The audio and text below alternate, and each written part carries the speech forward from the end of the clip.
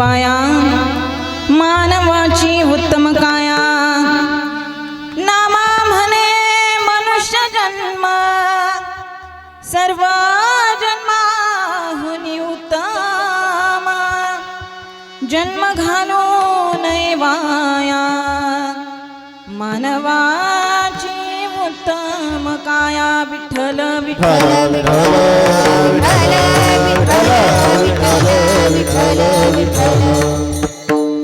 समचरण सरोजं सान्द्र नीलाम्बुदाभं जगन्विहित पाणिं मण्डनं मण्डनानां तरुण तुलसी माला कंधरं कंजनेत्रं सदैवलहासं विठ्ठलं पांडुरंग करू प्रथमान मन पांडुरंग करू प्रथमान मन पांडुरंग करू प्रथमान मन पांडुरंग करू प्रथमान मन पांडुरंग करू प्रथमान मन पांडुरंग करू प्रथमान मन पांडुरंग करू प्रथमान मन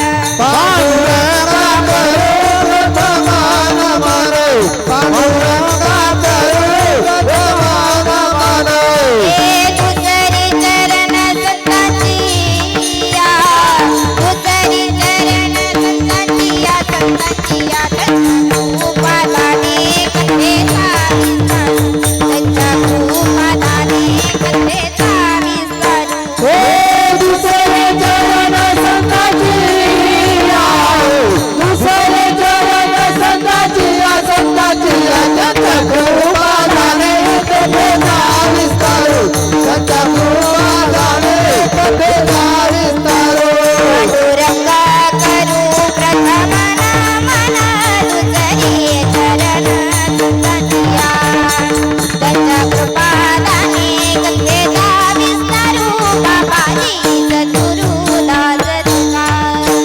पांडुरंगा दुसरे चरण संतांची सत्य कृपादाने कथेचा विस्तारू बाबाजी सद्गुरु दास तुका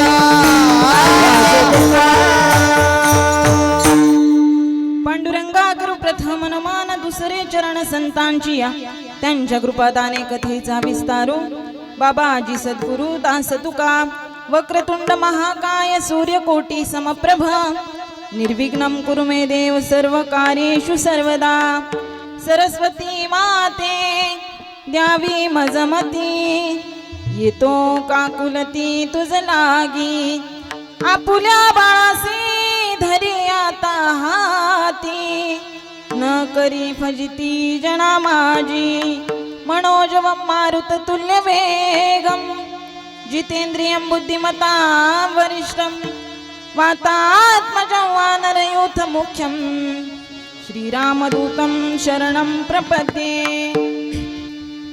राधा भक्ति हरिज्ञानं ताभ्यां या च समन्विता तां श्री भागवतीं गाथां वन्दे युगलरूपिणीं सच्चिदानन्दरूपाय विश्वोत्पत्त्यादिहेतवे तापत्रय विनाशाय श्रीकृष्णाय वयं नमः राधा मेरी स्वामिनी मैं राधे जी को दास जन्म जन्म दीजो मोहे श्री चरणन को वास विठ्ठल विठ्ठल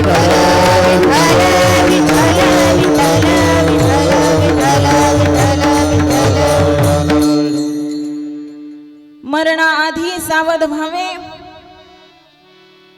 मरणाआधी सावध व्हावे कीर्ती करोनी मरावे जन्म घालू नये वाया मानवाची उत्तम काया प्रस्तुत कीर्तन रूपी सेवेकरता निवडलेला अभंग महाराष्ट्रातले थोर साधू नवे सकल साधू संतांच्या कलशस्थानी असणारे श्री संत श्रीमंत जगद्गुरु तुकोबराय आणि त्या ठिकाणी जगद्गुरु तुकोबरायांच्या अतिशय जवळीक नवे सकल साधू संतांच्या याही पेक्षा पुढे जाऊन सांगायचं झालं तर माझ्या भगवान पंढरीश पांडुरंग परमात्म्याचे असणारे अतिशय त्या ठिकाणी लढीवाळ भक्त माझे नामदेवराया आणि नामदेवरायांचा सुंदर असा 3 चरणांचा उपदेशपर प्रकरणातील सेवेकरता घेतलेला अभंग आहे. महाराज या अभंगाद्वारे तुम्हा आम्हाला यच्चयावत भूतलावरती जन्माला आलेल्या प्रत्येक जीवाला या ठिकाणी उपदेश करताय. बाबांनो, या मृत्यू लोकामध्ये आपण सर्वजण आलोय ना, हा नरदेह आपल्याला प्राप्त झालाय, हा मानव देह आपल्याला प्राप्त झालाय. मग माणसानं काय केलं पाहिजे, तर तो प्राप्त झालाय तो जाण्याच्या आधी आपण सावध झालं पाहिजे. म्हणजे काय, मरणाआधी सावध व्हावे. मग महाराज सावध होऊन नेमकं करायचं काय, तेव्हा महाराज म्हणतात की सावध याच्याकरिता व्हायचे की गेले मिळालेला देह त्या ठिकाणी कधी जाईल हे काही सांगता येत नाही, आणि पुन्हा मिळेल की नाही मिळेल याची सुद्धा शाश्वती नाही. म्हणून तो मिळालाय ना, हा एवढा अनमोल दुर्लभ असणारा मानव देह आपल्याला प्राप्त झालाय, मग त्याचं काहीतरी सार्थक केलं पाहिजे. ते सार्थक कशानं करायचंय, कीर्ती करून उरावे. का कीर्ती करायची आहे, तर या ठिकाणी हा जन्म एकदा गेला की पुन्हा मिळू शकत नाही. म्हणून मिळालेला जन्म घालू नये वाया, मानवाची उत्तम काया. आणि शेवटी महाराज म्हणतात की या मानव देहानं जे काही करायचे ते करून घेता येतं. मग मोक्ष जर प्राप्त करून घ्यायचा असेल तर मानव देहानं त्या ठिकाणी प्राप्त करून घेता येतो. नव्हे भगवंताची प्राप्ती जरी करून घ्यायची असेल तरीही देखील भगवंताच्या प्राप्तीचं त्या ठिकाणी एकमेव साधन त्या ठिकाणी महाराज म्हणतात की हा मानव देह आहे. म्हणून सगळ्या जन्मामध्ये उत्तम असलेला जन्म आपल्याला प्राप्त झालाय ना, मग त्या जन्माचं माणसानं सार्थक केलं पाहिजे. नामा म्हणे मनुष्य जन्म सर्व जन्माहुनी उत्तम. हा झाला अभंगाचा थोडक्यात धावता भावार्थ. विठ्ठल विठ्ठल हला विठ्ठल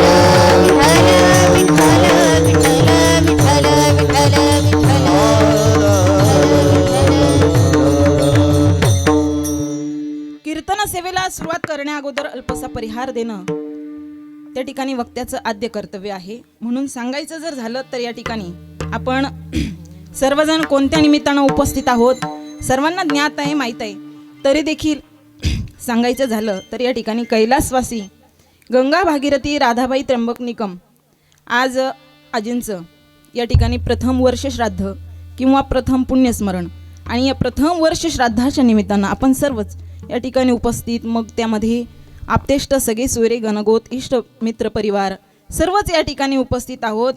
गेलेल्या आजींच्या पश्चात असणारा परिवार ते म्हणजे श्री रमेश त्र्यंबक निकम मुलगा आहे, सौ ताराबाई भास्कर वाघ मुलगी आहे, सौ सरला संजय जाधव मुलगी आहे, गंगा भागीरथी मीना उत्तम निकम सून आहे, सौभाग्यवती संगीता रमेश निकम सून आहे, सौभाग्यवती सुनीता रवींद्र वाघ नात आहे, ॲडव्होकेट श्री दत्ता उत्तम निकम नातू आहे, सौभाग्यवती पौर्णिमा दत्ता निकम नातसून आहे, श्री समाधान उत्तम निकम नातू आहे, सौभाग्यवती कविता समाधान निकम नातसून आहे, कुमारी वेदिका रमेश निकम नात आहे, चिरंजीव आर्यन दत्ता निकम पंतू आहे, कुमारी वृंदा समाधान निकम पंती आहे, आणि समस्त निकम परिवार.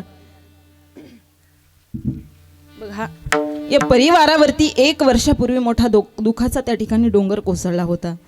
गेलेल्या आजींना जाऊन 1 वर्ष पूर्ण झालंय.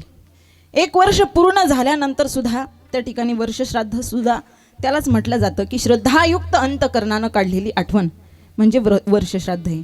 बघा, 1 वर्ष पूर्ण झालंय तरीही सुद्धा या परिवाराला आपल्या आईची, गेलेल्या आजीची या ठिकाणी पुन्हा एकदा आठवण झाली आहे. पुन्हा एकदा आपल्या गेलेल्या आईचं स्मरण झालंय. आईचं स्मरण तरी का करायचं, आईची आठवण तरी का करायची, काय असं महत्त्व आहे आईचं. आईचं जेवढं महत्त्व आहे तेवढं महत्त्व या मृत्यू लोकांमध्ये कुणालाच नाही. म्हणून तर साधू संतांनी त्या ठिकाणी स्वतःला उपमा द्यायची ठरवली तरीही देखील लेकुराचे हित वाहे माऊलीचे चित्त, या ठिकाणी साधू संतांनी सुद्धा आईला फार महत्त्व दिलंय. आणि खरं तसं पाहायला गेलं तर आई इतकं श्रेष्ठत्व या मृत्यू लोकामध्ये तरी कुणाला शोधूनही सापडणार नाही. कारण या मृत्यू लोकामध्ये हिताचा विचार करणारं जर कोणी असेल तर ते एकमेव पात्र म्हणजे आपले आई वडील असतात. आई वडिलांचे आपल्यावरती अगणित उपकार असतात दादा. ते गेल्याशिवाय त्या ठिकाणी त्यांचं महत्त्व कळत नाही. जोपर्यंत आई वडील जिवंत असतात तोपर्यंत मात्र त्या ठिकाणी आपल्याला त्यांचं महत्त्व कळत नाही, पण गेल्यानंतर आपल्या आई वडिलांचं महत्त्व आपल्याला कळाल्याशिवाय राहत नाही. सांगू तुम्हाला, अगदी आई कशाचीही असू द्या, कुणाची आई असू द्या, ती आई ज्या दिवशी निघून जाते त्या दिवशी ते लेकरू ज्यावेळी पोरगं होतं त्यावेळी खऱ्या अर्थानं त्या आईची किंमत त्याच्या लक्षात येत असते. जोपर्यंत आई जिवंत असते तोपर्यंत आई म्हणत असते, बाळा मी ज्या दिवशी तुला सोडून जाईन ना त्या दिवशी तुला खऱ्या अर्थानं आईची किंमत लक्षात येईल. आणि खरंय तसंच घडत असतं महाराज, की ज्या दिवशी आपली आई आपल्याला सोडून जाते खऱ्या अर्थानं मावशीकडं बघितल्यानंतर आम्हाला आमची आई आठवते. अहो लोक म्हणतात की आई मरावी आणि मावशी उरावी, हे फक्त म्हणण्यापुरते दादा, पण खऱ्या अर्थानं आई ही आईच असते. आईची जागा दुसरं कोणी घेऊ शकत नाही. विचारा, ज्याची आई गेली त्याला विचारा की आईचं काय महत्व आहे. एका कवीला विचारलं, त्यानं उत्तर दिलं. तो कवी म्हणतो, सुंदर उत्तर दिलं की गोठ्यामधील गाय जर एखाद्या वासराला चाटत असेल ना, त्या गोठ्यातल्या वासराला त्या ठिकाणी चाटताना माझी आई मला आठवते दादा. ती आई आठवल्याशिवाय राहत नाही. लहानाचं मोठं केलं. अहो दुधाला त्या ठिकाणी पैसे नसताना पिठामध्ये पाणी कालवून त्या आईनं आम्हाला पाजलं. हो, एवढे भयंकर दुष्काळाचे दिवस, ते दिवस आठवल्यानंतर खऱ्या अर्थानं आईची किंमत आम्हाला कळते की त्या दुष्काळामध्ये असताना सुद्धा स्वतःच्या पोटाला पिळा चिमटा काढून त्या ठिकाणी त्या आईनं आम्हाला जगवलं, वाढवलं आणि इथपर्यंत आणलं की आज आम्ही हरेक संकटांना सामोरं जाऊ शकतो. एवढं मोठं त्या ठिकाणी आम्ही झालोय. पण दादा आईशिवाय, आईपेक्षा मोठं आपण होऊ शकत नाही. तो कवी म्हणतो की ती गाय गोठ्यामध्ये चाटते ना वासराला, त्या दिवशी आम्हाला आमची आई आठवते. हंबरुना वासराले, हंबरुन वासराले चाटती जवा गाया, तव्हा मले तिच्या मंदी दिसती माझी माया, दिसती माझी माया. हंबरुन वासराले चाटती जवा गाया, तव्हा मले तिच्या मंदी दिसती माझी माया. हो दिसती माझी माया.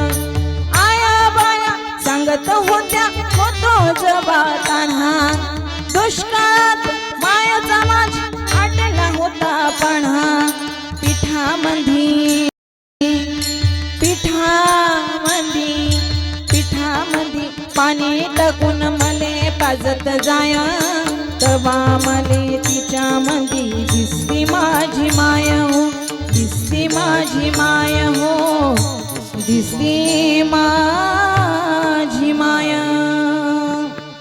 देवांचाही देव असू द्या, पण देवाच्या देवाला सुद्धा त्या ठिकाणी आई नावाचं एवढं महत्व वाटतं. आई नावाची देवालाही वाटते नवलाई, पंढरीचा विठू म्हणे स्वतःला विठाई. एवढं महत्व वाटतं देवाला सुद्धा. आणि देवाला जर विचारलं, देवा आईचं महत्व किती आहे, त्यावेळी देव सुद्धा सांगतो, चारा मुखी पिलांच्या चिमणी हळूच दे, गोठ्यात वासराना ह्या चाटतात गाई. वात्सल्य हे पशूंचे मी रोज रोज पाही, पाहुणी अंतरात्मा व्याकुळ मात्र होई. आई म्हणू कुणामी, आई घरी न दारी, स्वामी तिन्ही जगाचा आई विना भिकारी. देव म्हणतो, मी स्वामी असलो, तिन्ही जगाचा स्वामी असलो तरी देखील त्या ठिकाणी त्या आईची सरच येणार नाही. एवढं महत्व आमच्या जीवनामध्ये त्या आईचं आहे. या परिवारातील माझ्या ताई असतील, या आजींचा मुलगा असेल, या दोनही लेकरांना आज आपल्या जीवनामध्ये असलेली आई प्रत्येक क्षणाला आठवत असेल. या ठिकाणी प्रत्येक जण दिसतोय हो, प्रत्येक जण आमच्या राधा आईंसाठी या ठिकाणी उपस्थित आहे. आज गेलेल्या राधा आईंसाठी आपण सर्वजण खरं तर उपस्थित आहोत, पण ज्यांच्यासाठी आपण सर्वजण उपस्थित आहे ना, त्या आई मात्र या लेकरांना आज दिसणार नाही. काहीही केलं, कितीही पैसा खर्च केला, सोडून गेली आई आम्हाला कराला, सोडून गेली आई आम्हाले कराला आई आई आई आई म्हणाव कुणाला आई आई आई आई म्हणाव कुणाला सोडून गेली आई आम्हाले कराना सोडून गेली आई आम्हाले कराना आई आई आई आई म्हणून कुणाला आई आई आई आई म्हणून कुणाला सोडून गेली आई आम्हाले कराला सोडून गेली आई आम्हाले कराला ले कराला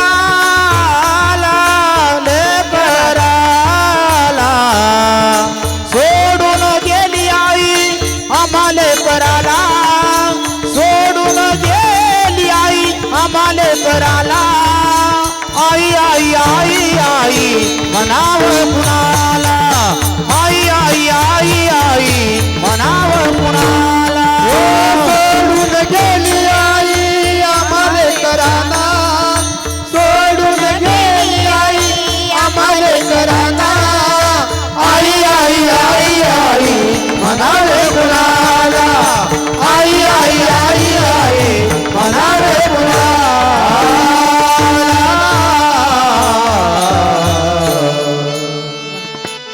सोडूनिया गेली आई आम्हाले कराना आई आई आई आता म्हणू मी कुणाला. असा प्रश्न पडत असतो आमच्या जीवनामध्ये की एकदा आमची आई निघून गेल्यानंतर आता आई कुणाला म्हणावं आणि कुणाला आई म्हटलं तरी कितीही प्रेम करणारी व्यक्ती असू द्या पण आईची जागा कोणी घेऊ शकत नाही. एवढं प्रेम करणारी आई आणि ती आई या परिवारातून आज निघून गेली. 1 वर्ष झालंय दादा, 1 वर्ष झालंय. दिवाळीचा सण ज्या दिवशी आला दिवाळीच्या सणाला आमच्या आईची आठवण झाल्याशिवाय आम्हाला राहिली नाही. या घरातील मुलगी त्या ठिकाणी भाऊ आणि भाऊजाई खूप प्रेम करणारे मिळाले. भाचे सुद्धा खूप प्रेम करतात हो, पण ते प्रेमाची सर आमच्या आई त्या ठिकाणी आमच्या आईची सर त्या प्रेमाला येणार नाही. एवढं प्रेम त्या ठिकाणी आमच्या आईने आमच्यावरती केलंय. आणि 1 वर्ष झालं दादा, इकडे तिकडे भरपूर शोधतोय पण आमच्या जीवनातला नंदादीप त्या ठिकाणी हरवलाय, विझलाय. विझला हो विझला हो नंदादीप, कशी जाऊ मी मंदिरा. विझला हो नंदादीप, कशी जाऊ मी मंदिरी. सावळी ओ माझी आई, मला किती हो प्रेम दे, मला किती हो प्रेम दे, मला किती हो प्रेम दे. विझला हो नंदादीप, कशी जाऊ मी मंदिरी. गेली दूर दिगंतरा, पुन्हा येणे नाही घरा. गेली दूर दिगंतरा, पुन्हा येणे नाही घरा, पुन्हा येणे नाही घरा. विझला हो नंदादीप, कशी जाऊ मी मंदिरा. आमच्या जीवनामधून त्या ठिकाणी आई निघून गेली. कुठंही शोधा अहो, या ठिकाणी एकदा उगवलेला सूर्य, एकदा मावळलेला सूर्य पुन्हा दुसऱ्या दिवशी दिसतो. पण माती आड गेलेले आई वडील, आईचं जितकं महत्व आहे तितकंच महत्व वडिलांना सुद्धा आहे. वडिलांचं काय महत्व आहे सांगून जाईन दादा. वडिलांचं महत्व इतकं आहे की कडकडीत उन्हामध्ये त्या ठिकाणी ज्या प्रकारे सावलीचं महत्व असतं, ज्या प्रकारे एखादं घनदाट वृक्ष असावा, सावली देणारा वृक्ष असावा, कडकडीत उन्हाळ्याचे दिवस असावे मे महिन्याचे, आणि त्या मे महिन्याच्या उन्हामध्ये त्या ठिकाणी तापत असलेला आमचा माथा, आम्हाला असं वाटतं शरीराला चटके बसताय, कधी एकदाच आम्ही सावलीला जाऊन बसू. त्या सावलीला बसल्यानंतर त्या ठिकाणी त्या सावलीतून पुन्हा उन्हामध्ये जाण्याची वेळ यावी. आणि त्या सावलीचं जितकं महत्व आमच्या लक्षात येतं तितकंच महत्व आमचा बाप निघून गेल्यानंतर खऱ्या अर्थानं आमच्या जीवनामध्ये बापाचं महत्व आमच्या लक्षात येत असतं. झाड सावलीचं गेलं आता खेळ हा उन्हाशी, झालं रिकामा भाळ रिकामा भाळ आता चटके उराशी बाप गेला दूर देशी बाप गेला दूर देशी सदा राहिला धार तुझा हात माझ्या पाठी बापा राहिले रे तुला एक मारायाची मिठी माझ्यासाठी तू पंढरी माझ्यासाठी तू पंढरी माझ्यासाठी तूच काशी बाप गेला दूर देशी बाप गेला दूर देशी. ज्या दिवशी आमचे आई वडील या जीवनातून निघून जाता खऱ्या अर्थानं त्यांचं महत्त्व आमच्या लक्षात येतं. म्हणून या ठिकाणी या परिवारावरती मोठा आघात झाला. 1 वर्षापूर्वी राधा आईंनी या कुटुंबाला सोडून या मृत्यू लोकाचा प्रवास थांबवला आणि पुढचा प्रवास त्यांचा चालू झाला. बघा, या मृत्यू लोकामध्ये प्रवास संपल्यानंतर सुद्धा आपला प्रवास थांबत नाही बरं का. पुढचा प्रवास लगेच आपला सुरू होतो. बघा, 13 दिवस गेल्यानंतर गेल्या दिवसापासून 13 दिवस हा जीवात्मा या परिसराभोवती फिरत असतो. परिसराभोवती फिरता फिरता 13व्याचा विधी झाल्यानंतर पुढच्या प्रवासाला तो जीवात्मा लागतो. पुढचा प्रवास 28 दिवसांचा आहे. 28 दिवसांचा प्रवास केल्यानंतर वैतरणी नदीच्या काठावरती तो जीव जाऊन पोहोचतो. 28 आणि 13 किती झाले? 41 दिवसांचा प्रवास पूर्ण केल्यानंतर वैतरणी नदीच्या काठावरती तो जीव जाऊन पोहोचतो. ती वैतरणी नदी त्याला जीवाला पार करायची आहे, पण ती नदी पार करण्यासाठी आयुष्यामध्ये एकदा तरी माणसानं गायदान केली पाहिजे. जीवनामध्ये काही दान धर्म माणसाला करायचे असतात. एकदा तरी त्या ठिकाणी जीवनामध्ये गायदान केलेली असावी. त्या गायीच्या शेपटीला धरून त्या जीवात्म्याला ती नदी पार करायची. पण ती नदी काही पाण्यानं भरलेली नाही. ती नदी रक्त मलमूत्र विष्ठा पू घाणीनं भरलेली नदी आहे. ती नदी त्या जीवात्म्याला पार करण्यासाठी 59 दिवस लागतात. 59 दिवसांचा प्रवास पूर्ण केल्यानंतर तो जीवात्मा यम दरबारामध्ये जाऊन पोहोचतो. यम दरबारामध्ये जाऊन पोहोचल्यानंतर आपल्या आधी त्या ठिकाणी आपल्या कर्म त्या ठिकाणी जाऊन पोहोचलेले असतात.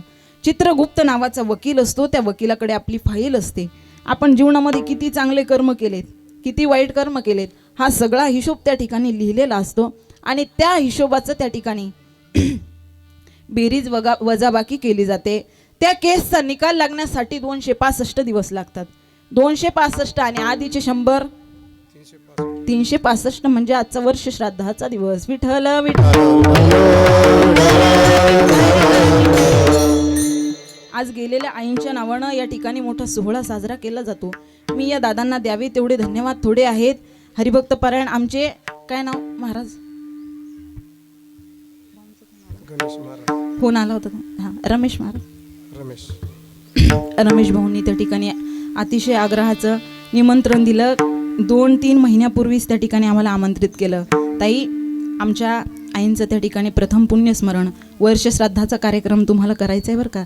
आणि त्या कार्यक्रमासाठी अतिशय आनंदानं या ठिकाणी भव्य दिव्य प्रकारचा सोहळा साजरा करण्याचा आणि आईच्या ऋणातून उतराई होण्याकरिता थोडासा हा प्रयत्न आहे. बघा, माणसाच्या नावाचे सोहळे झाले पाहिजे. गेल्यानंतर त्या ठिकाणी आपल्या नावाचे सोहळे झाले पाहिजे. माऊली ज्ञानोबाराय सुंदर वर्णन करतात. या देहाचिया गावा आलिया जन्म मृत्यूच्या सोहळिया ना म्हणो नये धनंजया जिया परी. या देहरूपी गावाला आल्यानंतर ज्या प्रकारे आपल्या जन्माचा सोहळा साजरा केला जातो, त्याच प्रकारे आपल्या मृत्यूचा सुद्धा सोहळा झाला पाहिजे. एवढं चांगलं जीवन आपलं असलं पाहिजे. आणि या परिवारासाठी या आजीने फार आतोनात प्रयत्न केले. खूप कष्टातून वाईट दिवस काढून त्या ठिकाणी या परिवाराला वाढवलं, मोठं केलं आणि इथपर्यंत आणून पोहोचवलं की आज या ठिकाणी आपला एक नातू ॲडव्होकेट आहेत. नातू म्हणजे सर्व कुटुंब त्या ठिकाणी सुशिक्षित फॅमिली आहे. ग्रॅज्युएशन त्या ठिकाणी पूर्ण करून ॲडव्होकेट पदवी त्या आजींच्या नातवानं प्राप्त केली आणि पूर्ण शिक्षण करून हा परिवार, संपूर्ण परिवार सुशिक्षित आहे. या परिवाराचा एकच अट्टाहास होता की आमच्या गेलेल्या आईच्या त्या ठिकाणी गेल्यानंतर आमच्याकडून जे काही पुण्यकर्म आम्हाला करता येईल ते सर्व पुण्यकर्म करून त्या ठिकाणी आमच्या गेलेल्या आईसाठी आम्ही समर्पित करणार आहोत. आणि त्याचसाठी चालू असलेला हा अट्टाहास आहे. मग आजच्या कार्यक्रमासाठी उपस्थित असणारे सर्वच या ठिकाणी गायन गंधर्व, आदरणीय गायन क्षेत्रामध्ये ज्यांचं नाव आहे, महाराष्ट्रामध्ये ज्यांचं नाव गाजतंय, आदरणीय हरिभक्तपरायण आमचे धोंडीराम महाराज, त्याचबरोबर गायनाचार्य आदरणीय हरिभक्तपरायण आमचे आशुतोष. तुमचं नाव महाराज? आशुतोष महाराज. अशोक महाराज. वा, महाराजांसाठी, दोनही महाराजांसाठी एकदा जोरदार टाळ्या होऊ द्या. आदरणीय हरिभक्तपरायण गायनाचार्य राजू महाराज काळे, राजेंद्र महाराज काळे, महाराजांना सुद्धा द्यावे तेवढे धन्यवाद थोडे आहेत. त्याचबरोबर माझी कन्या वैष्णवी आहे. आदरणीय हरिभक्तपरायण सर्वच या ठिकाणी, समस्त ग्रामस्थ, भजनी मंडळ वाकी, आमचे विनेकरी बाबा, सुंदर असा अगदी तुकोबांसारखाच वेश धारण केलाय. बाबांसाठी सुद्धा एकदा जोरदार टाळ्या होऊ द्या. आदरणीय बाबांना द्यावे तेवढे धन्यवाद थोडे आहेत.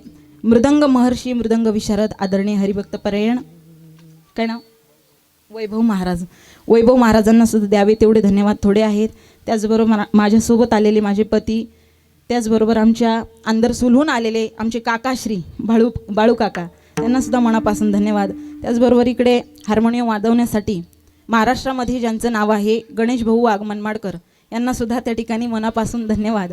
त्यांच्या सौभाग्यवती सुद्धा या ठिकाणी उपस्थित आहेत, ताईंना सुद्धा मनापासून खूप खूप धन्यवाद. आणि आजच्या कार्यक्रमासाठी जे लाईव्ह शूटिंग करतायत आमचे आदरणीय हरिभक्तपरायण महेश दादांना सुद्धा मनापासून द्यावे तेवढे धन्यवाद थोडे आहेत. सुंदर अशी साऊंड सिस्टीम आहे दादा, तुम्हाला सुद्धा पुन्हा एकदा धन्यवाद. आणि तुम्ही बसलेले सर्व माझे मायबाप, तुम्हा सर्वांच्या हृदयस्थ असणाऱ्या पांडुरंग परमात्म्याला साष्टांग प्रणिपात करते आणि सेवेला सुरुवात करते. विठ्ठल विठ्ठल.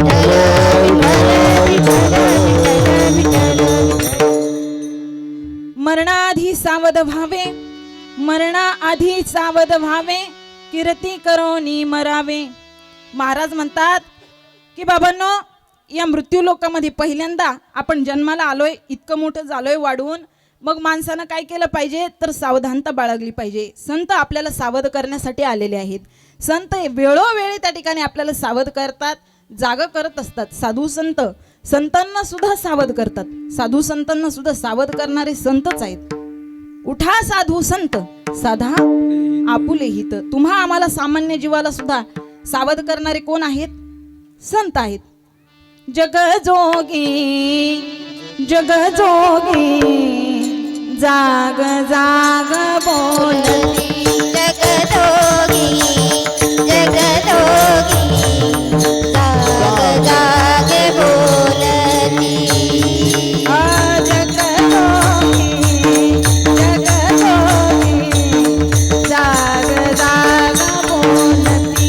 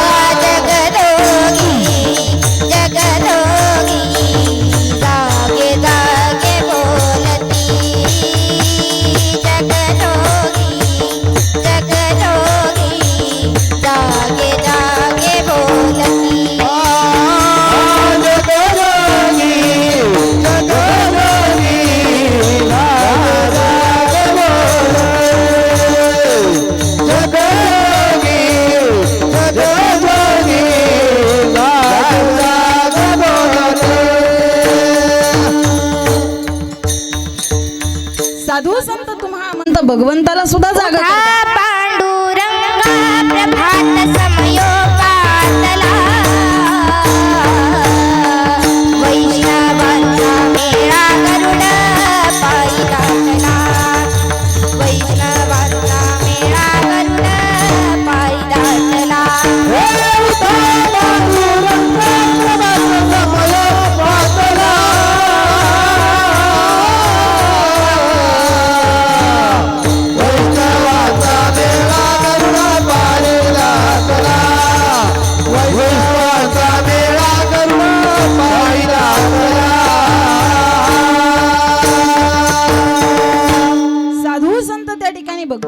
जाग करतात. उठा पांडुरंगा प्रभात समयोपातला, वैष्णवांचा मेळा गरुडा पायी दाटला. साधू संतांना जागे करणारे संत आहेत, देवाला जागे करणारे संत आहेत. आणि तुम्हा आम्हाला सावध होण्याकरता सांगतायत. कशा करता की साधू संतांना माहिती आहे हा नरदेह त्या ठिकाणी आपल्याला दुर्लभ गतीनं त्या ठिकाणी प्राप्त झालेला आहे. तो कधी जाईल याची काही शाश्वती नाही, कारण याची वाट प्रत्येक क्षणाला काळ बघतोय. घडी घडी काळ वाट याची पायी, घडी घडी काळ वाट याची पायी.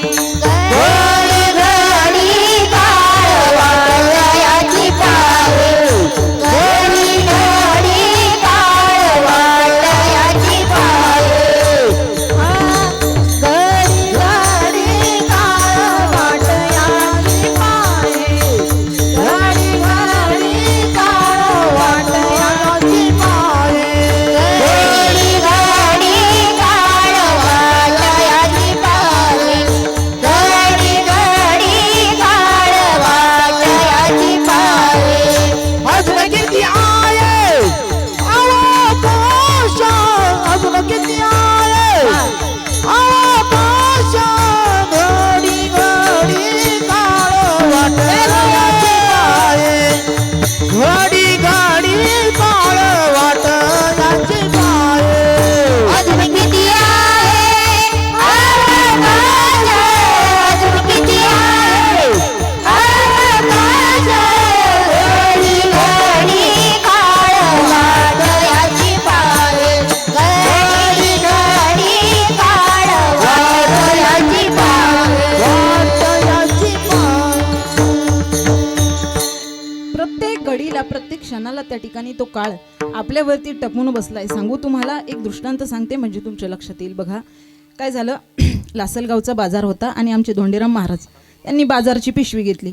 बाजारची पिशवी घेतल्यानंतर बाजार करायचं म्हणून त्या ठिकाणी आमचे धोंडीराम महाराज निघाले आणि लासलगावच्या बाजारामध्ये जाऊन पोहोचले. जाऊन पोहोचल्याबरोबर त्या ठिकाणी सर्व भाजीपाला खरेदी केला. खरेदी करत करत करत करत त्या ठिकाणी एका दुकानाजवळ येऊन थांबले. दुकानाजवळ शेवटचं दुकान होतं, ते दुकानाजवळ येऊन थांबले. आणि ते दुकान कशाचं होतं तुम्ही काही गैरअर्थ करू नका. ते दुकान गाजराचं होतं. ते गाजराचं दुकान त्यांनी पाहिलं. एवढे फ्रेश गाजरं त्यांना दिसले. ते गाजरं एवढे त्यांना आवडले. मग त्यांनी थोडे नाही तिडके नाही डायरेक्ट पिशवी भरली. एवढे पिशवी भरून गाजरं घेतले आणि घरी गेले. घरी गेल्यानंतर त्या ठिकाणी ती बाजारची पिशवी भाजीपाल्याची पिशवी कुठं ठेवली, फ्रीज जवळ ठेवली. आता त्यांना वाटलं ताई साहेब येतील आणि भाजीपाला काढून फ्रीजमध्ये ठेवतील, पण ताई साहेबांचं लक्ष मात्र त्या पिशवीकडे नव्हतं. त्या पिशवीकडे ताई साहेबांचं लक्ष नव्हतं, पण त्या पिशवीकडे एका चोराचं लक्ष होतं. त्या चोरानं लांबून ती पिशवी पाहिली आणि त्याच्या लक्षात आलं की हा सगळा त्या ठिकाणी भाजीपाला जो आहे तो कुणाच्या बापाचा. त्यानं पिशवीजवळ आला आणि पिशवीमध्ये डोकावून पाहिलं. डोकावून पाहिल्याबरोबर जेवढे आमच्या धोंडीराम महाराजांना गाजर आवडले ना, त्याच्यापेक्षा जास्त गाजर त्या उंदराला आवडले. त्या उंदरानं धर गाजर कने बिळात, धर गाजर कने बिळात, धर गाजर. अख्खे गाजर त्या उंदरानं संपत आणले. सगळे जवळजवळ संपत आले. अगदी 2-4 गाजर शिल्लक राहिले. मग आता तरी त्या उंदरानं थांबायला पाहिजे की नाही? लाडक्या बहीण, थांबायला पाहिजे की नाही? अहो शेवटचं एकच गाजर राहिलं तरी तो उंदीर थांबायला तयार नाही. तुम्हाला वाटतं का मी उंदराचं सांगते? शेवटचं एक गाजर शिल्लक राहिलं तरी देखील त्यानं मनात ठरवलं की हे सुद्धा आपल्या घरीच घेऊन जायचं. ते गाजर नेण्यासाठी तो उंदीर पिशवीजवळ जाऊ लागला. पण त्या उंदराकडे सुद्धा एका बोक्याचं लक्ष होतं. त्या बोक्यानं ठरवलं होतं हे गाजर घेऊन गेल्यानंतर पुन्हा हा उंदीर या पिशवीकडे येणार नाही. म्हणून आता काय केलं पाहिजे, तसाच उंदीर पाहतो उंदिरा घेऊन जाय बोका, कैसा काळ लोकाने तसे, कैसा काळ लोकाने तसे. पाहतो उंदिरा घेऊन जाय बोका, कैसा काळ लोकाने तसे, कैसा काळ लोकाने तसे.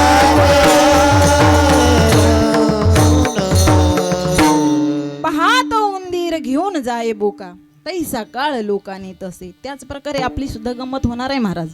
आपल्याला सुद्धा ज्या दिवशी तो काळ न्यायला येईल आपल्याला क्षणाचाही विलंब करणार नाही.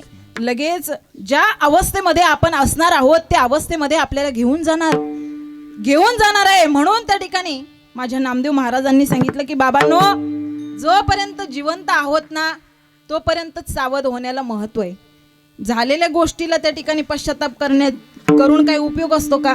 एखादी गोष्ट होऊन गेली आणि आपण कितीही पश्चाताप केला तरी त्याचा काही उपयोग नसतो. म्हणून जोपर्यंत आपल्या हातात वेळ आहे तोपर्यंत त्या ठिकाणी आपण सावध झालं पाहिजे. अभंगाचं पहिलं मरणाधी सावध भावे मरणाधी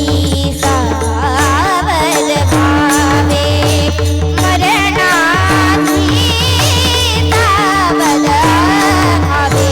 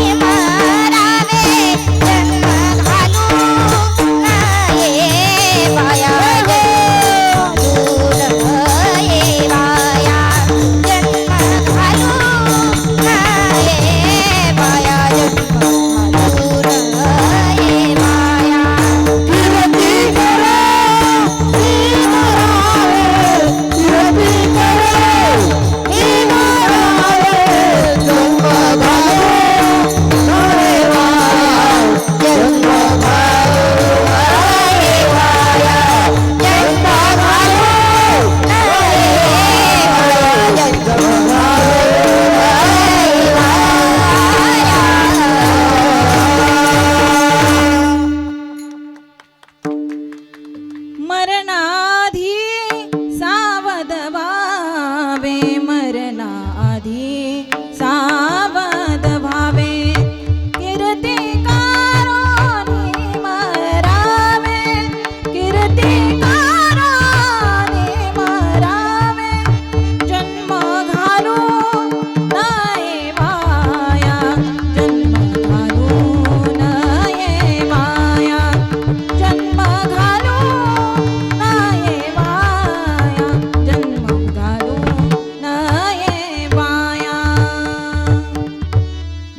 आपल्याला सुंदर असा उपदेश केलाय. बाबांनो, सावध व्हा, पण सावध होण्याला सुद्धा त्या ठिकाणी मर्यादा आहे. आपण गेल्यानंतर सावध होऊन काय उपयोग आहे का? नाही.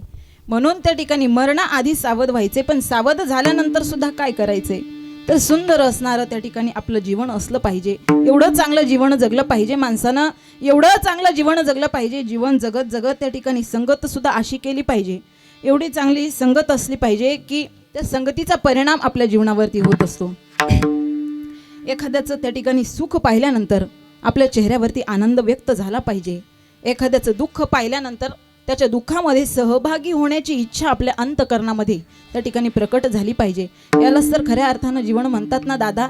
चंदन बघा, चंदनाकडे बघितल्यानंतर आपल्या लक्षात येईल की चंदन स्वतः झिजत असतं आणि सुगंध मात्र इतरांना देत असतं. त्या प्रकारचं जीवन आपलं असलं पाहिजे. एवढं चांगलं जीवन जगा.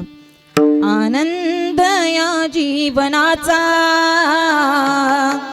सुगंधा परी दळवळावा. आनंद या जीवनाचा सुगंधा परी दळवळावा.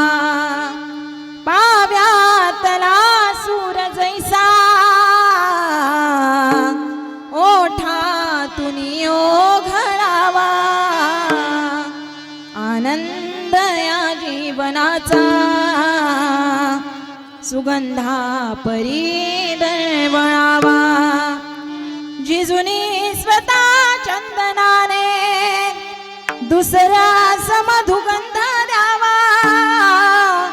जिजुनी स्वतः चंदनाने दुसऱ्या समधुगंध द्यावा हे जानता जीवनाचा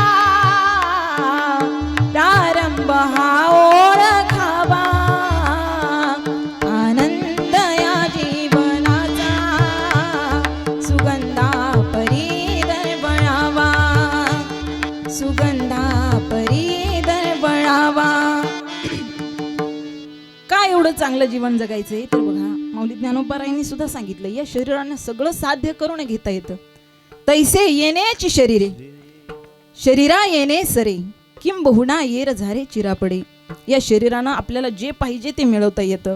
म्हणून जे मिळवता येतं ना ते मिळवत असताना ऐसी जोडी करा रामकंठी धरा जेने चुके फेरा गर्भवास. या गर्भवासाची यातना आपल्याला कशा प्रकारे त्या ठिकाणी चुकवता येईल या जीवनाचं सार्थक कशा प्रकारे करून घेता येईल. अहो 700 वर्ष पूर्ण झाले तरी देखील माझ्या माऊली ज्ञानोबा तुकोबांचं नाव आजही त्या ठिकाणी आपला महाराष्ट्रभर त्या ठिकाणी आपल्या प्रत्येकाच्या हृदयामध्ये घर करून राहिलंय. काय कारण आहे ऐसी कीर्ती त्यांनी करून ठेवली आहे. गेले दिगंबर ईश्वर विभूती राहिल्या त्या कीर्ती जगा माझे. आपलं सुद्धा जीवन असं असलं पाहिजे. तुका म्हणे का मरणाची सरे उत्तमाची उरे कीर्ती मागे उत्तमाची उरे कीर्ती मागे तुका म्हणे का मरणाची सरे उत्तमाची उरे कीर्ती मागे उत्तमाची उरे कीर्ती मागे तुका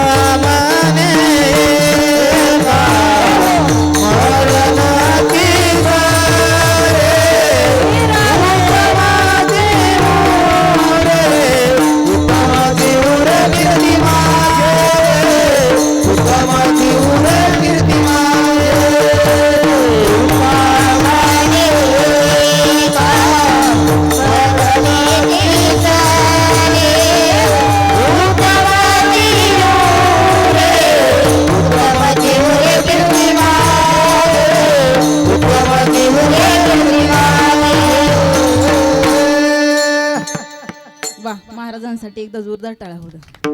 सुंदर गायन आहे महाराजांचं.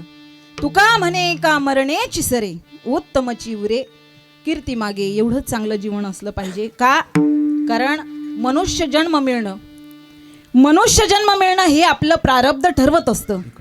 मृत्यू येणं हे काळ ठरवत असतं.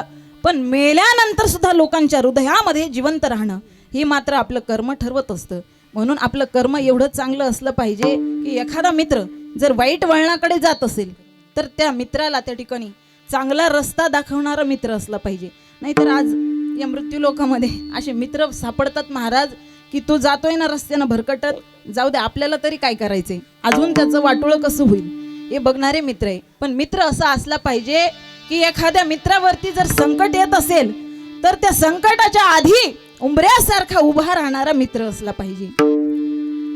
दुःख अडवायला उंबऱ्यासारखा दुःख अडवायला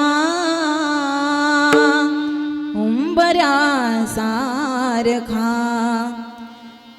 मित्रवनव्यामध्ये गारव्यासारखा मित्रवनव्यामध्ये गारव्यासारखा वाट चुकणार नाही जीवनभर तुझी वाट चुकणार नाही जीवनभर तुझी. एक तू मित्र करे आरशा सारखा मित्रवनव्यामध्ये गारव्या सारखा मित्रवनव्यामध्ये गारव्या सारखा. बस एवढं जरी केलं एवढं जरी केलं तरी झाला तुमचा परमार्थ. एवढं चांगलं जीवन जर असलं ना तरी देखील परमार्थ झाला तुमचा. फक्त नीतिमत्ता आपली चांगली असली पाहिजे. अहो, आपल्या खिशामध्ये लाखोंचा खळखळाट असावा, पण त्याच्या मागे 1 रुपयाचा सुद्धा कोणाचा तळताट नसला पाहिजे. जोडून या धन उत्तम व्यवहारे, उदास विचारे वेच करी. हेच तर साधू संतांनी आपल्याला शिकवलंय. आणि याच्यापेक्षा तुम्ही म्हणाल परमार्थ करायचं म्हणजे नेमकं करायचं तरी काय? घरदार सोडायचं आणि फक्त त्या ठिकाणी देवदेव करायचं असं नाही. हा, प्रपंच असोनी परमार्थ साधावा, वाचे आठवावा पांडुरंग. प्रपंची राहून सुद्धा असोनी संसारी जिभे वेगू करी, वेदशास्त्र उभारी बाह्य सदा. या प्रपंचामध्ये राहून सुद्धा त्या ठिकाणी आपल्याला परमार्थ करता येतो. कामामध्ये सुद्धा त्या ठिकाणी आपल्याला भगवंताचं नामचिंतन करता येतं. म्हणून त्या ठिकाणी प्रपंच करत करत परमार्थाची जोड त्या प्रपंचाला द्या. आणि दुर्लभ मिळालेला मनुष्य जन्म हा पुन्हा मिळेल याची शाश्वती नाही, म्हणून त्याला सार्थकी लावा. कारण मनुष्य जन्म अनमोल रे, मिट्टी में न घोल रे, अब तो मिला है फिर न मिलेगा, कभी नहीं कभी नहीं कभी नहीं रे. मनुष्य जन्म अनमोल रे, मिट्टी में न घोल रे, अब तो मिला है फिर न मिलेगा, कभी नहीं कभी नहीं कभी नहीं. मनुष्य जन्म अनमोल रे, मिट्टी में न घोल रे, अब तो मिला है फिर न मिला, कभी नहीं कभी नहीं कभी नहीं रे. कभी नाही कभी नाही कभी नाही रे. सुंदर असणारा दुर्लभ असणारा मनुष्य देह प्राप्त झालाय ना, मग त्याचं सार्थक करा. कारण हा गेला की त्या ठिकाणी पुन्हा मिळणार नाही. तेच महाराज अभंगाच्या दुसऱ्या चरणात जन्म घालून वाया, जन्म घालून वाया, जन्म घालून वाया, जन्म घालून वाया, जन्म घालून वाया, जन्म घालून वाया,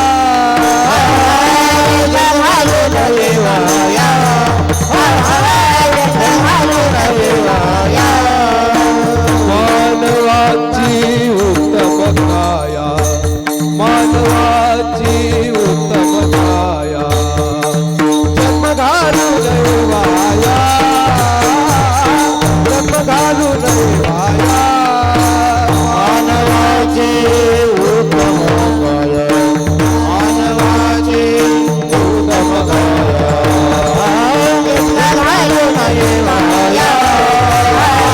जन्म घालून वाया,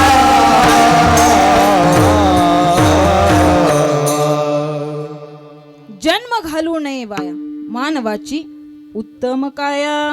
महाराज म्हणतात की या नरदेहाचं सार्थक करायचे, कारण या नरदेहानंच भगवंताची प्राप्ती करून घेता येते. अनेक ते ज्ञान पशु काय पाप पुण्य जाणती, उत्तम मध्यम भोग भोगिती.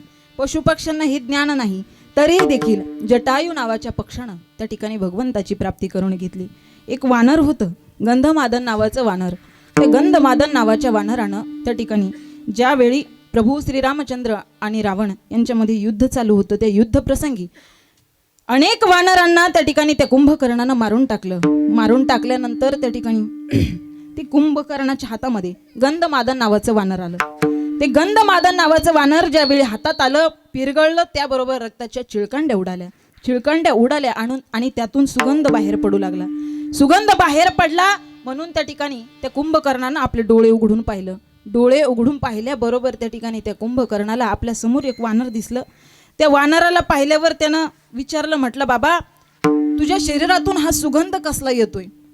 त्यावेळी त्यानं सांगितलं, माझं नाव गंधमादन आहे आणि प्रभू श्रीरामचंद्रांच्या त्या ठिकाणी सेवेचा परिणाम माझ्या त्या ठिकाणी रोमारोमातून प्रभू श्रीरामचंद्र त्या ठिकाणी व्यक्त होत आहे. त्यानं सांगितलं, हे बघ, मी तुला आताच सोडून देतो, आताच जीवदान देतो, एकदाच रावणाचं आहे असं म्हण, लगेच सोडून देतो. त्या वानरानं दिलेलं सुंदर उत्तर आहे, दादा. ते वानर असून ते म्हटलं, दादा राजा, मी रावणाचा आहे असं म्हणून जगल्यापेक्षा रामाचा आहे असं म्हणून मरण स्वीकारायला तयार आहे, पण रावणाचं म्हणून जगायला तयार नाही. हे वानरानं दिलेलं उत्तर आहे. आणि आज आपल्याला अनेक ठिकाणी अनेक कथा कीर्तनामध्ये आपण बसलेलो असतो अनेक महाराज मंडळी आपल्याला सांगतात, बाबांनो मुखानं त्या ठिकाणी भगवंताचं नाम घ्या, हातानं टाळी वाजवा. तरी देखील आपल्याला हातपाय असून सुद्धा त्या ठिकाणी टाळी वाजवावी वाटत नाही. अहो तो कुर्मदास ज्याला हातही नाही आणि पाय सुद्धा नाही, हात पाय नसताना सुद्धा त्या ठिकाणी माझ्या भगवान पंढरीश पांडुरंग परमात्म्याची त्या ठिकाणी प्राप्ती करून घेतली. दुःखामध्ये त्या ठिकाणी आपल्याला भगवंताची आठवण येते. कबीरदास महाराज म्हणतात की तुम्हाला वाटत असेल ना आपल्यावरती दुःखाचा प्रसंग चाला नाही पाहिजे, तर तुम्ही सुखामध्ये सुद्धा भगवंताचं चिंतन करा. दुःख में सुमिरन सब करे, सुख में करे न कोई. दुख में सुमिरन सब करे, सुख में करे न कोई. जो सुख में सुमिरन करे तो दुख काहे को होय. कबीरा दुख काहे को होय. आणि जरी एखादा छोटा मोठा दुःखाचा प्रसंग येत असेल, येऊ द्या. दुःख जरी आलं तरी ते दुःख स्वीकारण्याची क्षमता सुद्धा आपल्यामध्ये पाहिजे. कारण दुःख सुख जसं आपल्याला हवंसं वाटतं तसं दुःख सुद्धा येणं माणसाच्या जीवनामध्ये हे फार महत्त्वाचं आहे. दुःख आल्याशिवाय सुखाची किंमत कळत नाही, म्हणून दुःखाला सुद्धा तेवढंच महत्त्व आहे. पण ते दुःख स्वीकारत असताना भगवंताला एकच विनंती करा, देवा हे दुःख सुद्धा आम्ही हसत हसत स्वीकारायला तयार आहे, फक्त हे दुःख पचवण्याची शक्ती मात्र आम्हाला तू पुरवायची आहेस. आणि त्या दुःखामध्ये सुद्धा भगवंताचं नामचिंतन करायचं. ते भगवंताचं नामचिंतन केल्यानंतर आपल्या जीवनामध्ये जे काही दुःख आहे ते दुःख थोडंफार का होईना कमी झाल्याची अनुभूती आपल्याला आल्याशिवाय राहणार नाही. तो भगवंत आपल्याला आनंदाने आपला स्वीकार करत असतो, कारण त्याच्यासाठीच तर तो बसलाय ना. दरबार में बंसी वाले के,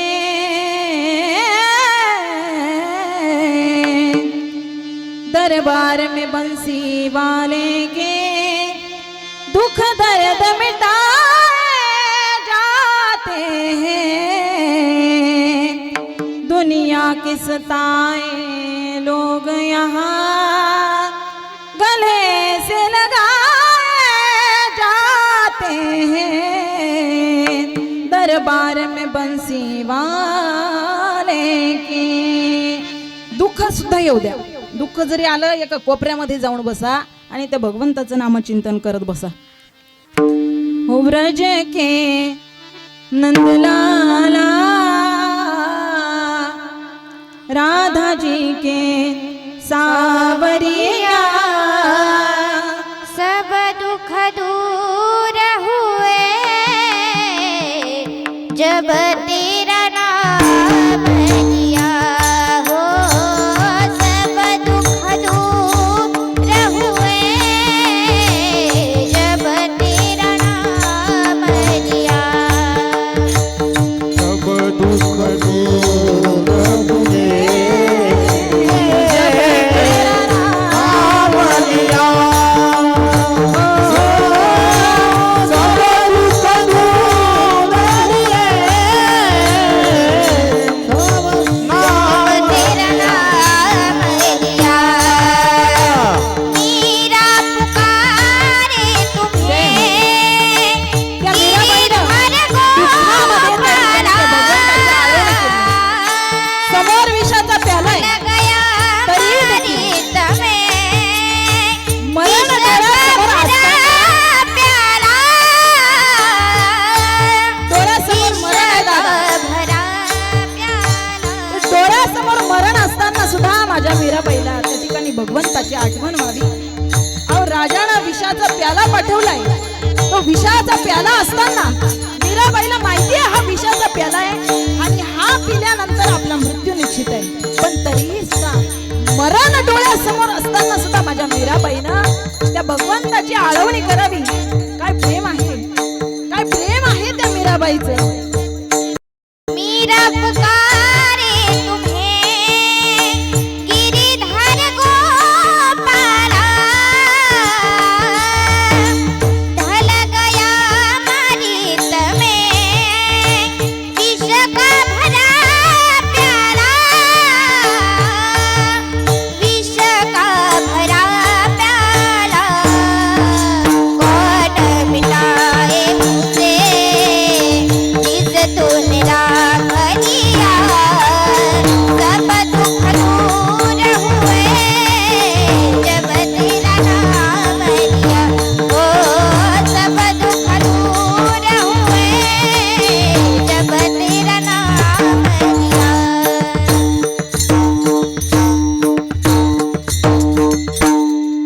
मीराबाई समोर त्या ठिकाणी विषाचा प्याला आहे, तरीही सुद्धा त्या भगवंताची आळवणी करते.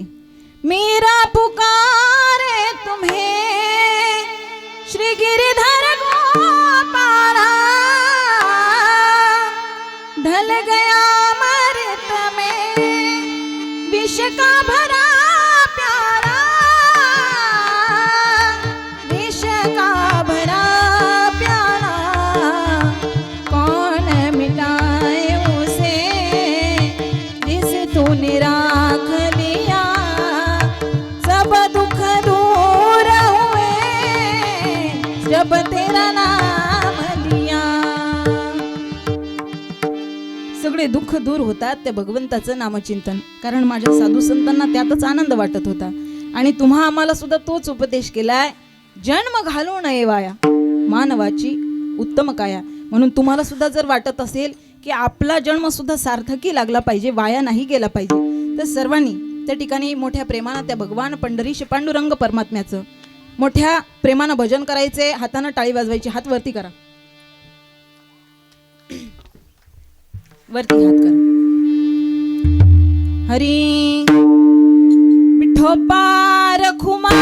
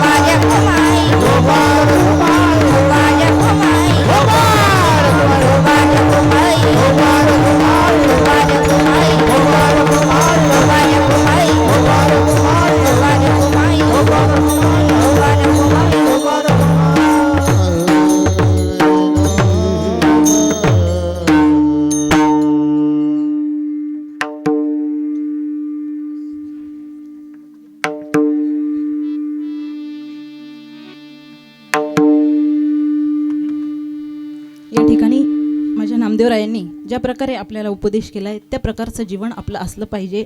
जन्म घालू नये वाया मानवाची उत्तम काया, असं जीवन जर माणसाचं असलं तर निश्चित माणसाची कीर्ती मागं राहत असते.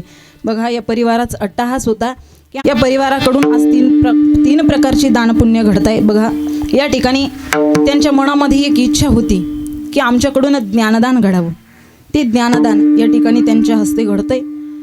अन्नदान हे सगळ्यात श्रेष्ठ दान मानलं जातं, ते अन्नदान या ठिकाणी घडतंय. आणि सगळ्यात महत्त्वाचं म्हणजे पिंडदान. हे 3 प्रकारचे दान या ठिकाणी गेलेल्या जीवात्म्यासाठी मुक्ती प्रदान करणारे दान आहेत. म्हणून त्या ठिकाणी आज या परिवाराचा अट्टाहास होता की आमच्या गेलेल्या आईसाठी या 3ही पुण्यांचा उपयोग त्यांच्या मार्गक्रमणामध्ये त्यांना उपयोगी पडावा, म्हणून त्यासाठी चालू असलेला हा सगळा अट्टाहास. आणि सर्वच या ठिकाणी महाराष्ट्रातील नामांकित मंडळी या ठिकाणी कार्यक्रमासाठी उपस्थित आहेत. गायनाचार्य आमचे विनेकरी बाबा आहेत, मृदंग विशारद आमचे महाराज आहेत, त्याचबरोबर आमचे गणेश भाऊ या ठिकाणी आमचे आदरणीय गायनाचार्य धोंडेराम महाराज आहेत, आदरणीय हरिभक्तपरायण आमचे आशुतोष महाराज आहेत, त्याचबरोबर सर्वच या ठिकाणी आमचे राजेंद्र महाराज आहेत. सर्वच या ठिकाणी तोला मोलाचे गायक आहेत. काही ठिकाणी गेल्यानंतर महाराज एवढी बिकट परिस्थिती झाली आपल्या महाराष्ट्राची, भजनी मंडळच राहिलं नाही गणेश भाऊ, एवढी अवघड परिस्थिती झाली. काय झालं, एका ठिकाणी आम्ही कार्यक्रमाला गेलो, भजनी मंडळ एवढं त्या ठिकाणी बेकार होतं. भजनी मंडळ असं होतं, मी म्हणायचे भाग गेला शीन गेला, ते भजनी मंडळ म्हणायचं वाघ गेला सिंह गेला. म्हणलं सगळे जाऊ द्या पण तुम्ही इथं राहा बाबांना. म्हणून या ठिकाणी दुग्ध शर्करा योग आदरणीय आमच्या बाबांची सुद्धा या ठिकाणी भेट झाली. सर्वच या ठिकाणी अतिशय उत्कृष्ट. या ठिकाणी या परिवारामध्ये आमच्या आजींचे असणारे नातू या ठिकाणी नातू, त्याचबरोबर मुलगा मुलगी, नातसुना, पंतू, भरपूर मोठा असणारा परिवार आहे आजींचा. आणि या परिवाराचं आत्यंतिक प्रेम आजींवरती होतं आणि त्या प्रेमातून त्या ठिकाणी त्या प्रेमाचा वर्षाव आपल्या आजीवरती या परिवारानं केला आहे. खऱ्या अर्थानं त्या आजी गेलेल्या त्या ठिकाणी स्वर्गामधून ज्यावेळी बघतील ते बघत असताना त्यांना एवढा आनंद होणार आहे की माझ्या नातवंडाने माझ्या असणाऱ्या पंतू, मुलगा मुलगी हे सगळे त्या ठिकाणी एवढा मोठा सोहळा साजरा करता. या परिवारासाठी एकदा जोरदार टाळ्या होऊ द्या. वा. खऱ्या अर्थानं महाराजांनी सांगितल्या उक्तीप्रमाणे या ठिकाणी आज आजींच्या जीवनाचं सोनं झालंय. बघा, मनुष्य जन्माला आल्यानंतर प्रत्येकाच्या जीवनाची राखच होत असते, पण माणसाचा प्रयत्न असा असला पाहिजे की माणसाच्या जीवनाचं सोनं झालं पाहिजे. आणि ते सोनं या आजींच्या जीवनाचं झालंय. खऱ्या अर्थानं आजींनी प्रत्येक गोष्ट त्यांच्या या जीवनामध्ये आल्यानंतर प्रत्येक गोष्ट या परिवारासाठी झटापटीनं केली. आणि खऱ्या अर्थानं तितकंच प्रेम या परिवारानं सुद्धा आपल्या आईसाठी आपल्या आजीसाठी अर्पण केलंय. म्हणून या ठिकाणी महाराज म्हणतात की बाबांनो, माणसानं एकच प्रयत्न केला पाहिजे की हा मनुष्य जन्म कशा प्रकारे सार्थकी लागेल आणि या मनुष्य जन्माचं सोनं कशा प्रकारे होईल. कारण हा मनुष्य जन्म प्रत्येक योनीमध्ये श्रेष्ठ जन्म आहे. प्रत्येक योनीमध्ये उत्कृष्ट त्या ठिकाणी योनी म्हणजे मनुष्य योनी आहे. 84 लक्ष योनी फिरल्यानंतर पुन्हा त्या ठिकाणी मनुष्य योनी आपल्याला प्राप्त होत असते. पण ती प्राप्त होईल की नाही होईल याची शाश्वती नाही. मग आता मिळाली ना, ते संधीचं सोनं माणसानं केलं पाहिजे. अभंगाचं शेवटचं चरण. नामा म्हणे मनुष्य जन्म, नामा म्हणे मनुष्य जन्म, नामा म्हणे मनुष्य जन्म, नामा म्हणे मनुष्य जन्म, नामा म्हणे मनुष्य जन्म, नामा म्हणे मनुष्य जन्म,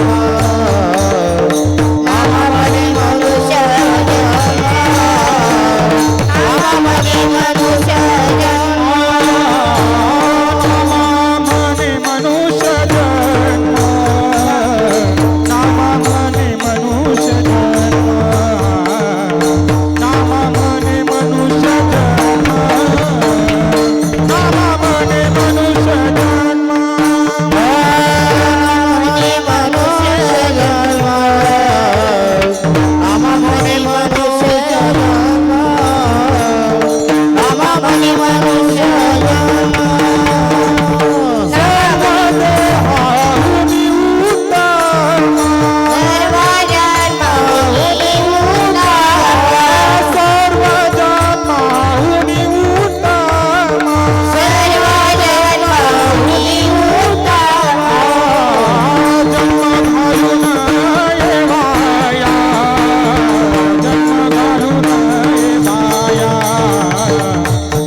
घालून